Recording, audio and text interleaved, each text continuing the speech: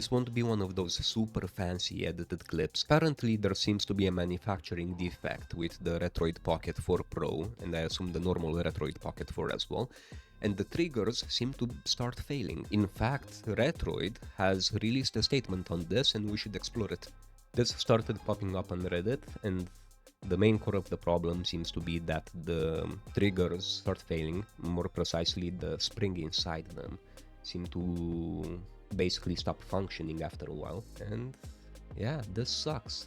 This will inevitably kill this product, and they will most probably come with a revision like the Retroid Pocket 4 Plus or something like this.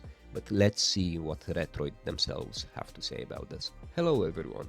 We have recently reviewed feedback about issues with the trigger buttons on the Retroid Pocket 4 Pro. Again, I wouldn't trust that this is exclusive to the 4 Pro. I think this applies to the 4 as well, because they are basically identical in this regard. This is something we take seriously, as damn well they should. We met with engineers from the factory that manufactured the springs to conduct a concentrated analysis. A root cause was found and was resolved quickly. In order to provide the excellent customer service that Retroid is known for, we are providing a 2-year warranty on the triggers for any order shipped before January 2024. So basically this means that if you face the trigger problem, they will cover you for 2 years, which is actually pretty cool of them. If a problem should arise with the triggers on your system, please do not hesitate to contact customer support. We will ship replacement triggers directly to you at no additional cost. Thank you for the continued support. I actually find this to be pretty sweet from their end, because they're assuming responsibility. There's so many companies out there that would simply ghost you or just refuse to provide service or warranty for something that would inherently be a manufacturing defect.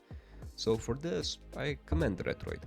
However, I do think that this will instill a lot of paranoia in a lot of people, and a lot of steam will get lost from this specific Retroid Pocket model.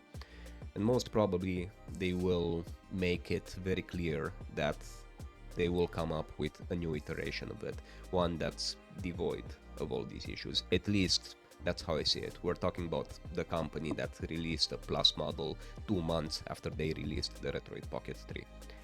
So yeah, very short clip. I wanted to keep you guys up to date with this. I know a lot of you are close to buying a Retroid Pocket 4, and I feel like this course of events, this sudden development, might be of your direct interest. Kisses, and see you in the next video. Bye.